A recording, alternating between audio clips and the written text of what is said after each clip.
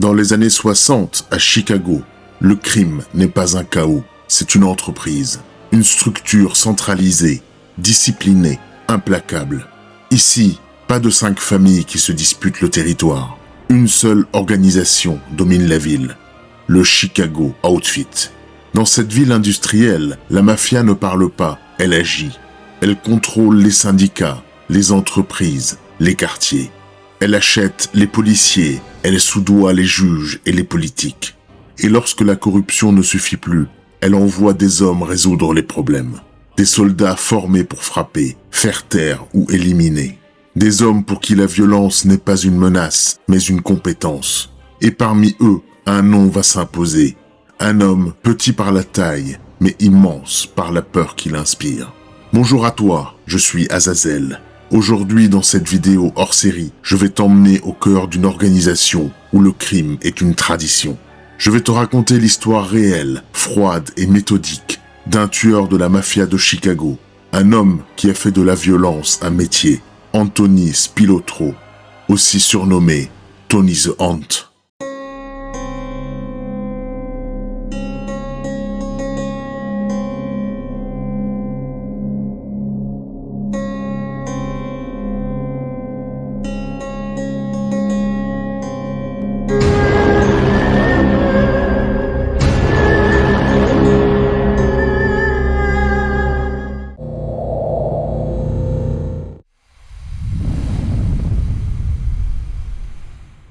Anthony Spilotro, né le 19 mai 1938 à Chicago, dans une famille italo-américaine nombreuse. Il est le 4e des 6 enfants d'Antoinette et de Pasquale Spilotro.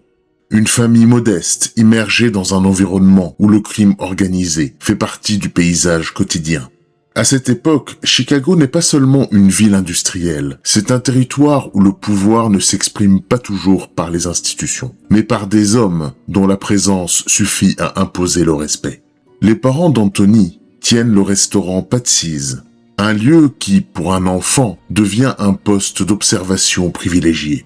Ce n'est pas un simple commerce, c'est un endroit où se croisent des clients ordinaires et des hommes différents. Des hommes que personne ne contrarie. Des hommes dont chaque geste semble peser plus lourd que celui des autres. Anthony grandit en les voyant entrer, s'asseoir, être servi avec une attention particulière, recevoir des regards respectueux, parfois inquiets.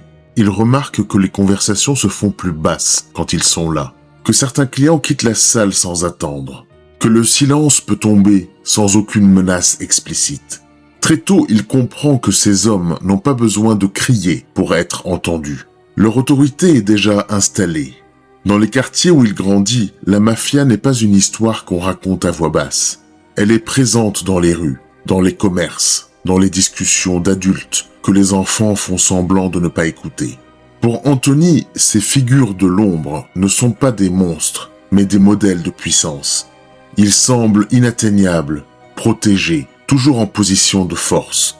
Alors que beaucoup d'hommes de son entourage travaillent dur pour des résultats médiocres, eux semblent au-dessus des contraintes ordinaires. Ils ne subissent pas, ils imposent. À l'école, Anthony ne trouve aucun écho à ce qu'il observe dans la vraie vie. Les discours sur l'effort, la discipline et l'avenir ne pèsent pas lourd face à l'image de ces hommes qui, sans diplôme ni uniforme, dictent le rythme d'un quartier entier. L'autorité scolaire lui paraît faible, presque théorique, comparée à celle qui règne dans les rues de Chicago. Peu à peu, Anthony développe une admiration silencieuse pour cette forme de puissance. Il n'envie pas leur argent autant que leur statut. Ce qui l'impressionne, c'est la façon dont ils sont craints, sans être menacés, la manière dont leur simple présence modifie le comportement des autres. Dans cet environnement, la violence n'est pas encore une pratique quotidienne pour lui, mais elle est déjà perçue comme un outil légitime, un moyen d'obtenir ce que le travail honnête ne donnera jamais. Anthony n'est pas un enfant rêveur, il est attentif, calculateur. Et très tôt, il comprend que dans cette ville, être respecté vaut plus que d'être aimé. Cette enfance ne contient pas encore les actes qui le rendront célèbre, mais elle forge déjà sa vision du monde. Un monde où le pouvoir se prend, où la peur est une monnaie et où les hommes qui impressionnent le plus sont ceux qui n'ont pas besoin de se justifier. Bien avant de mettre un pied dans la mafia, Anthony a déjà intégré ses codes. Il a déjà compris qui commande vraiment à Chicago. Et surtout, il sait déjà de quel côté il veut être. Dans les années 50, la mafia de Chicago est l'héritière directe d'une ère qui a marqué à jamais l'histoire du crime aux États-Unis. Avant d'être une organisation invisible et structurée, elle a été le royaume d'un nom devenu mythique, Al Capone. Dans les années 20 et 30, Capone a transformé Chicago en laboratoire du crime organisé moderne, imposant une logique industrielle au trafic d'alcool durant la prohibition, à la corruption et au meurtre. Quand Capone tombe, le système, lui, ne disparaît pas. Il évolue, il se restructure, il devient plus discret, plus méthodique, plus dangereux.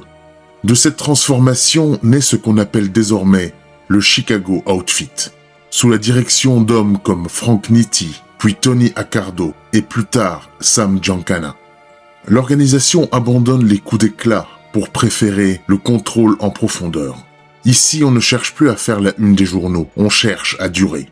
Le Chicago Outfit contrôle les syndicats, les ports, les transports, les jeux et une partie du pouvoir politique local. Il étend son influence bien au-delà de la ville, sur tout le Midwest et jusqu'à Las Vegas. Sa structure est claire, rigoureuse, quasi militaire. Au sommet, le boss et son underboss. En dessous, les capots locaux. Et en bas de l'échelle, des soldats intronisés, chargés d'appliquer les ordres, de faire respecter la discipline et d'éliminer les problèmes. Et autour de cette pyramide, une nébuleuse d'associés, utilisée pour les tâches les plus risquées. À Chicago, la violence n'est pas une réaction émotionnelle, c'est un outil de gestion. On ne tue pas par colère, mais par nécessité. C'est dans cette logique que grandit Anthony. Adolescent, il observe cette organisation qui a survécu à Capone, à la fin de la prohibition, aux enquêtes fédérales et aux trahisons internes. Il comprend que ceux qui comptent ne sont pas ceux qui parlent le plus fort, mais ceux qui savent se rendre indispensables. Dans les rues de Chicago, les noms d'Accardo, puis Giancana, les boss successifs, circulent comme des références absolues. Des hommes qui ont compris qu'un empire se maintient par la peur, mais surtout par la discipline. Pour un jeune comme Anthony, ce modèle est fascinant. Il n'envie pas les chefs, il envie ceux qu'on envoie quand il faut agir. Ceux qui ne décident pas, mais ceux qui font. Peu à peu, par des fréquentations, des petits coups, des actes de plus en plus violents, son nom commence à circuler. Pas en haut de l'organigramme, pas encore. Mais dans les couloirs, dans les discussions entre soldats et associés. On parle d'un jeune dur, impitoyable, capable d'aller plus loin que les autres. À ce moment-là, Anthony n'est pas encore un membre du Chicago Outfit, mais il entre dans son champ de vision. Et dans cette organisation, être remarqué n'est jamais anodin. C'est souvent le premier pas vers une carrière ou vers une tombe.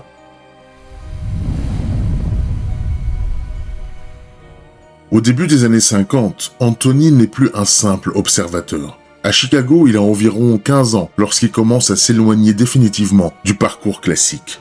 L'école ne l'intéresse plus, le travail honnête ne lui offre aucune perspective, et les modèles qu'il a sous les yeux ne sont pas ceux des usines ou des bureaux.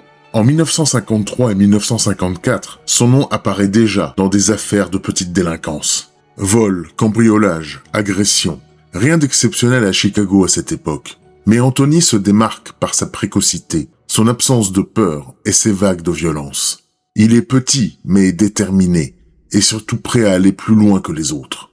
En 1955, alors qu'il n'a que 17 ans, il est impliqué dans sa première affaire majeure, le meurtre de John Schroeder, un homme poignardé à mort. Anthony est arrêté, mais en raison de son âge, il est jugé comme mineur et écope d'une peine réduite. Cet épisode marque un tournant. Pour la justice, c'est un délinquant précoce. Pour le milieu criminel, c'est un jeune capable de franchir une ligne que beaucoup n'osent pas passer. À la fin de l'année 1958, Anthony sort de prison et revient à Chicago avec une réputation naissante. Il a 20 ans, il a déjà tué et il n'a pas craqué. C'est à ce moment-là que les membres du milieu commencent à le tester. Pas de grande mission au départ, mais des travaux sales, des intimidations, des passages à tabac, des missions où la discrétion et la violence comptent plus que l'intelligence. Au début des années 60, alors que le boss Sam Giancana dirige les grandes lignes du outfit, Anthony est clairement identifié comme un homme de terrain. Il est présent dans des affaires de plus en plus violentes et son nom commence à circuler au-delà des rues de son quartier. À ce stade, Anthony n'est pas encore un soldat officiel, mais il a franchi l'étape la plus dangereuse. Il a prouvé qu'il pouvait tuer, qu'il pouvait se taire et qu'il pouvait encaisser la prison sans parler. Pour le Chicago Outfit, c'est exactement le type d'homme qu'on garde sous la main. À partir de ce moment-là, sa trajectoire est pratiquement scellée. Il n'est plus un jeune impressionné par la mafia, il est devenu une pièce du système. Une pièce discrète, remarquée et déjà dangereuse. À cette époque, l'entrée dans la mafia à Chicago ne ressemble pas à celle de New York. Ici, pas de cérémonie solennelle avec des bougies, pas de serment prononcé devant des images saintes. Le Chicago Outfit se méfie des rituels trop visibles. Il préfère la discrétion, le silence et les engagements qui ne laissent aucune trace. Pour Anthony, l'entrée ne se fait pas en un jour. Elle se fait par accumulation, par des actes, par des preuves, par des tests qui ne s'annoncent jamais comme tels. Un soir, on l'appelle. Pas d'explication, pas de détails, juste une adresse, un lieu discret, à l'écart des rues bruyantes. Anthony comprend immédiatement que ce moment est différent des autres. Dans le bâtiment, il n'y a pas de foule, quelques hommes seulement, des visages calmes, fermés, déjà connus du milieu. Des hommes qui n'ont pas besoin de se présenter. Ils ne lui parlent pas de loyauté ou d'honneur, ils lui parlent de silence, de discipline et de conséquences. On lui fait comprendre que ce qu'il a fait jusqu'ici n'était qu'une préparation, que désormais il ne travaille plus pour lui-même, mais pour une organisation qui existait avant lui et qui lui survivra. On ne lui demande pas s'il est d'accord, on lui explique ce qui arrive à ceux qui ne le sont pas. Il n'y a pas de promesse de richesse, pas de titre, pas de glorification, juste une règle claire. Obéir, se taire et faire ce qu'on lui demandera quand on lui demandera. Anthony écoute, il ne pose pas de questions, il ne cherche pas à impressionner. À la fin de cet entretien, personne ne lui dit explicitement qu'il est désormais des leurs. Ce n'est pas nécessaire, le message est passé. À partir de cet instant, il n'est plus un jeune utilisé occasionnellement. Il est accepté comme un homme de confiance. Cette nuit-là, Anthony ne ressent ni joie ni fierté. Il ressent autre chose. Le poids d'une appartenance qui ne se quitte pas. Il sait que désormais, chaque ordre sera un test et que le seul moyen d'en sortir sera d'aller toujours jusqu'au bout, sans hésitation, sans faiblesse, sans retour en arrière. Au début des années 60, Anthony est désormais un soldat, sur qui le Chicago Outfit peut compter. Il n'est pas un stratège, mais il possède ce que l'organisation recherche par-dessus tout à cette époque. Une disponibilité totale, une violence extrême et une capacité à agir sans hésiter. Son rôle est clair. Il s'occupe des tâches que les autres évitent. Intimidation, règlement de compte, exécution discrète. Il travaille dans l'ombre des capots de Sam Giancana. Anthony se forge rapidement une réputation, celle d'un homme qui fait ce qu'on lui demande, jusqu'au bout. En 1962, son nom est associé à des actes de violence graves dans des dossiers de police, sans qu'aucune condamnation majeure ne vienne l'atteindre. Cette capacité à frapper sans laisser de traces devient sa marque de fabrique. En 1963, il est impliqué dans le meurtre de William Action Jackson, un membre du milieu criminel de Chicago, retrouvé mort après avoir été poignardé à plusieurs reprises. Selon les enquêtes de l'époque, Anthony fait partie du groupe d'hommes qui ont participé à l'attaque. Un meurtre destiné à envoyer un message clair à ceux qui menacent les intérêts du Outfit. En 1965, son nom est également lié à l'assassinat de Sam DeStefano, un tueur devenu trop instable pour l'organisation. DeStefano est retrouvé mort dans son garage, abattu de plusieurs balles. Là encore, Anthony est cité par des sources fédérales comme ayant participé directement à l'exécution. Une élimination interne décidée au plus haut niveau. Ces meurtres ne sont pas des dérives personnelles. Ils s'inscrivent dans une logique de gestion du crime. Anthony n'agit pas pour lui-même, mais comme un instrument. Au milieu des années 60, les services fédéraux le suspectent d'être impliqué dans plusieurs autres homicides, sans jamais pouvoir construire un dossier suffisant pour le faire tomber. Le FBI estime qu'à la fin des années 60, Anthony a participé directement ou indirectement à plus d'une vingtaine de meurtres. Une estimation qui ne sera jamais prouvée à cause de l'omerta, mais qui va contribuer à sa réputation interne. À Chicago, son ascension est réelle, mais limitée par sa propre nature. Il est trop brutal, trop impulsif et parfois trop visible. Là où d'autres savent se fondre dans le décor, Anthony laisse des traces. Et dans une organisation qui préfère le silence à la terreur spectaculaire, cette visibilité commence à déranger. Alors, à la toute fin des années 60, le Chicago Outfit prend une décision stratégique. Anthony est trop utile pour être éliminé, mais trop dangereux pour rester à Chicago. Il faut l'éloigner, tout en continuant à exploiter ses compétences. C'est à ce moment-là qu'une nouvelle destination entre en jeu. Une ville en pleine expansion, un nouveau territoire à contrôler. Las Vegas. En 1971, le Chicago Outfit décide d'étendre plus encore son emprise sur Las Vegas. À cette époque, la ville n'est plus un simple décor de carton-pâte et de lumière. Elle est devenue un centre névralgique pour le crime organisé américain. Les casinos gèrent des sommes colossales. Et avant même que l'argent ne soit déclaré, une partie peut être détournée discrètement. Ce système, connu sous le nom de Skim, permet au Outfit de transférer des millions de dollars vers Chicago sans laisser de traces comptables. Pour gérer cette opération, l'organisation a besoin d'un homme présentable, intelligent, capable de diriger des casinos sans être officiellement lié à la mafia. Cet homme, c'est Frank Rosenthal. Rosenthal n'est pas un tueur. C'est un parieur professionnel, un analyste des chiffres, un gestionnaire méthodique. Il connaît les casinos, les flux d'argent, les failles du système, mais il a besoin d'une protection. Et pour le Chicago Outfit, la protection ne se négocie pas. Elle se confie à un homme de confiance, Anthony Spilotro. Les deux hommes se connaissent depuis l'enfance. Ils ont grandi dans les mêmes quartiers de Chicago, fréquenté les mêmes cercles et partagé la même proximité avec le milieu criminel. Mais leurs personnalités sont radicalement différentes. Rosenthal pense en termes de contrôle, de discrétion, de rentabilité. Anthony, lui, incarne la force brute du Outfit. Sa mission à Las Vegas est précise. Protéger Rosenthal. Veiller à ce que personne ne menace les intérêts du Chicago Outfit. Faire comprendre, sans ambiguïté, que certaines lignes ne doivent jamais être franchies. À Las Vegas, Anthony n'apparaît pas dans les bureaux des casinos. Il n'a pas de titre officiel. Il opère dans l'ombre. Il s'entoure d'hommes loyaux, importés de Chicago ou recrutés sur place. Des individus prêts à user de la violence sans poser de questions. Sa présence se fait rapidement sentir. Les rumeurs circulent, les habitudes changent. Certains comprennent qu'il vaut mieux payer, se taire ou partir. Dans les années qui suivent, Anthony devient une figure connue du milieu de Las Vegas. Pas pour son statut, mais pour ce qu'il représente. Il est le lien direct avec Chicago. L'homme qui fait le sale travail pour que d'autres puissent gérer les casinos en toute tranquillité. Parallèlement à sa mission de protection, Anthony met en place des activités annexes. Il dirige une équipe spécialisée dans les cambriolages, une organisation qui cible bijouterie et commerce de luxe, en utilisant des méthodes discrètes, souvent en perçant les murs plutôt qu'en forçant les entrées. Cette équipe, qui sera plus tard connue sous le nom de Hole in the Wall Gang, lui permet de gérer des revenus supplémentaires et de renforcer son contrôle sur le terrain. À ce stade, pour le Chicago Outfit, Anthony remplit sa fonction. Il protège, il dissuade, il sécurise. Et tant que les profits continuent de circuler vers Chicago, sa présence à Las Vegas est considérée comme nécessaire.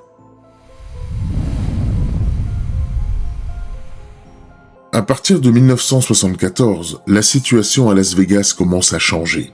La ville évolue. En plus des votes des lois RICO anti-organisation criminelle, les autorités fédérales s'intéressent de plus en plus aux casinos et la présence de la mafia, autrefois tolérée ou ignorée, devient un sujet central pour le FBI. Dans ce contexte, Anthony continue d'assurer sa mission de protection autour de Frank Rosenthal. Mais son rôle s'élargit. Il ne se contente plus de faire respecter les intérêts du Chicago Outfit. Il s'implique davantage dans la gestion quotidienne du terrain, dans les conflits locaux et dans des affaires qui sortent parfois du cadre strictement défini par Chicago. En 1975, les services de police de Las Vegas et les agents fédéraux identifient Anthony comme l'un des principaux intermédiaires entre les casinos et le milieu criminel du Midwest. Son nom apparaît dans des rapports, des écoutes, des notes internes. Rien qui suffise à une condamnation immédiate, mais assez pour faire de lui une cible prioritaire de surveillance. En 1976, Anthony est impliqué dans plusieurs affaires de violence à Las Vegas, notamment des agressions graves et des tentatives d'intimidation armée contre des individus suspectés de menacer les profits du outfit. Ces actes ne sont pas toujours directement liés au casino, mais ils contribuent à installer une atmosphère de peur autour des intérêts de Chicago. Parallèlement, le Hole in the Wall Gang gagne en ampleur. Entre 1976 et 1978, l'équipe multiplie les cambriolages de bijouterie et de commerces de luxe à Las Vegas et dans les États voisins. Ces opérations rapportent des sommes importantes, mais elles attirent aussi l'attention des autorités locales. Des arrestations ont lieu, des noms commencent à circuler. Anthony, bien qu'il évite souvent d'être directement lié au dossier judiciaire, est de plus en plus identifié comme le cerveau de ces opérations. En 1979, la pression s'accentue. Frank Rosenthal est officiellement banni des casinos du Nevada. Une mesure rare qui signale clairement que les autorités ne sont plus disposées à fermer les yeux. Anthony, de son côté, continue d'opérer dans l'ombre, mais la dynamique a changé. Là où il était autrefois un protecteur silencieux, il est désormais un nom connu des enquêteurs. Au début des années 1980, le FBI lance des opérations de surveillance plus lourdes, autour des réseaux liés au Chicago Outfit à Las Vegas. Des micros sont posés, des témoins sont approchés, des dossiers se construisent. Anthony, qui a passé sa vie à frapper sans laisser de traces, se retrouve dans un environnement où chaque déplacement, chaque contact, chaque mot peut être utilisé contre lui. En 1983, il est inculpé dans une affaire de conspiration et d'obstruction à la justice liée à des activités antérieures. Il est arrêté puis relâché sous caution. Contre toute attente, il est finalement acquitté. Pour Anthony, cet acquittement est une confirmation. Il a échappé à la justice une fois de plus. Mais pour le Chicago Outfit, la situation est plus complexe. Las Vegas, qui devait être un territoire discret et profitable, est devenu un foyer d'attention fédérale. Et au centre de cette attention, un nom revient sans cesse, Anthony Spilotro. À ce stade, il n'est pas encore question de sanctions définitives, mais une réalité s'impose progressivement. L'homme qui avait été envoyé pour protéger un système est désormais indissociable de ses risques. Entre 1983 et 1985, la position d'Anthony au sein du Chicago Outfit entre dans une zone grise. Officiellement, il est toujours un homme de confiance, un soldat qui a rendu des services majeurs à l'organisation. Mais dans les couloirs du pouvoir, le regard porté sur lui commence à changer. À Chicago, les chefs observent les rapports fédéraux, les articles de presse, les dossiers d'enquête qui s'accumulent autour de Las Vegas. Ce qui devait être un territoire discret est devenu un aimant à ennui. Le scheme des casinos, qui a longtemps fonctionné sans accroc, est désormais au cœur des investigations. Et dans chaque dossier, dans chaque note du FBI, le même nom apparaît, Anthony Spilotro. À partir de 1984, des réunions ont lieu à Chicago. Elles ne sont pas officielles, mais les sujets sont clairs. La question n'est plus de savoir si Anthony a été utile. La question est de savoir s'il l'est encore. Pour le Chicago Outfit, la logique est simple et implacable. Un homme est jugé sur sa capacité à protéger les profits et à réduire les risques. Or, à Las Vegas, les risques sont désormais supérieurs aux gains. La visibilité d'Anthony, sa réputation, son historique de violence, tout ce qui faisait sa force à Chicago devient un handicap dans un environnement sous surveillance constante. En 1985, le climat se durcit encore. Des anciens associés commencent à parler. Des procédures fédérales se dessinent à plus grande échelle. À Chicago, les chefs comprennent que Las Vegas ne peut plus être géré comme dans les années 70. La priorité n'est plus l'expansion, mais la survie. Dans ce contexte, Anthony est rappelé plus fréquemment à Chicago, officiellement pour des discussions, des ajustements, des points de situation, officieusement pour être évalué. À chaque rencontre, les signaux sont plus froids, plus distants. Les promesses sont absentes. Anthony, qui a passé sa vie à lire les rapports de force, comprend que quelque chose a changé. Il n'est plus au centre du jeu. Il n'est plus l'homme qu'on protège à tout prix. Au printemps 1986, la situation est claire pour ceux qui décident. Le Chicago Outfit ne peut plus se permettre d'être associé à un nom qui attire autant l'attention. La question de l'élimination n'est pas encore formulée ouvertement, mais la conclusion est déjà présente dans les esprits. Dans cette organisation, quand un homme passe du statut d'outil à celui de risque, le processus est toujours le même. On cesse de le défendre, on cesse de le couvrir, on prépare la suite. À ce stade, Anthony est toujours en vie, mais sa place, elle, a déjà disparu.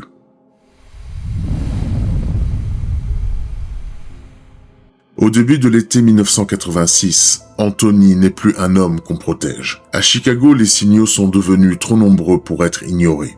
Les regards se détournent, les appels ne sont plus rendus. Les rendez-vous se font dans des lieux neutres, sans témoins, sans chaleur. Anthony comprend que quelque chose a basculé, mais comme tous les hommes qui ont vécu par la violence, il croit encore pouvoir contrôler la situation. En juin 1986, on lui demande de se rendre à Chicago pour une rencontre importante. Rien d'anormal en apparence. Ces convocations ont toujours existé. Il accepte. Il ne part pas seul. Son frère Michael l'accompagne. Quelques jours plus tard, Anthony Spilotro disparaît. Plus personne ne le voit, plus personne ne le contacte. Dans le monde de la mafia, une disparition de ce type n'est jamais un accident, c'est une conclusion. Dans les jours qui suivent, le silence confirme ce que certains savaient déjà. Anthony et son frère Michael ont été exécutés sur ordre du Chicago Outfit. Il n'y a pas eu d'avertissement, pas de seconde chance. L'homme qui avait passé sa vie à éliminer les problèmes est devenu l'un d'entre eux. Quelques jours plus tard, son corps et celui de son frère sont retrouvés enterrés dans un champ de l'Indiana. Ils ont été tués de façon brutale, méthodique, sans témoin. Aucune mise en scène, juste une exécution interne, conforme aux règles non écrites de l'organisation. Avec cet acte, le Chicago Outfit ferme un dossier devenu trop dangereux. Anthony Spilotro n'est plus un soldat, il est un exemple. Un rappel silencieux que dans cette mafia, personne n'est irremplaçable et que même les tueurs finissent par être tués lorsqu'ils cessent d'être utiles. Après sa mort, Anthony Spilotro entre dans la culture populaire. Son parcours inspire directement le personnage de Nicky Santoro dans le film Casino, réalisé par Martin Scorsese, et incarné à l'écran par Joe Pesci. Pour le grand public, cette représentation devient une référence, une figure de violence extrême, de colère permanente, de chaos contrôlé. À travers le cinéma, Anthony Spilotro devient un symbole, un visage associé à Las Vegas, au casino, à une époque où la mafia semblait régner sans limite. Mais cette image est une transformation, une fiction construite à partir du réel. Anthony n'était ni un boss, ni un stratège. Il était un produit du Chicago Outfit, un soldat formé pour frapper, pour imposer la peur, pour faire taire les problèmes. Sa valeur ne résidait pas dans sa vision, mais dans sa disponibilité à la violence. Tant qu'il a servi à protéger les profits, à sécuriser le scheme, à faire respecter l'autorité de Chicago à Las Vegas, il a été utilisé, toléré, craint. Mais dans cette organisation, il n'y a pas de place pour les individus qui deviennent plus visibles que le système lui-même. Anthony a passé sa vie à être une arme. Sa fin est une conséquence logique. Le résultat mécanique d'une carrière construite sur la violence est terminé par elle. Anthony Spilotro a marqué l'histoire, puis la fiction. Mais dans la réalité de la mafia de Chicago, il n'a jamais été une légende. Il a été un outil qui a fini par être remplacé. Si tu as aimé cette vidéo hors série sur un tueur de la mafia, n'hésite pas à t'abonner à la chaîne et à activer la cloche pour recevoir les notifications. Tu peux aussi me suivre sur mes différents réseaux sociaux pour ne rien manquer de mes actualités. Tu peux aussi cliquer sur l'une des vidéos qui s'affichent en haut de ton écran. Des histoires tout aussi froides, vertigineuses et réelles, des plongées dans l'esprit de ceux qui ont dépassé toute limite. Je suis curieux d'avoir ton avis sur cette histoire dans les commentaires de cette vidéo. Pour ma part, je te donne rendez-vous très bientôt pour une nouvelle histoire terrifiante. À très vite dans tes cauchemars.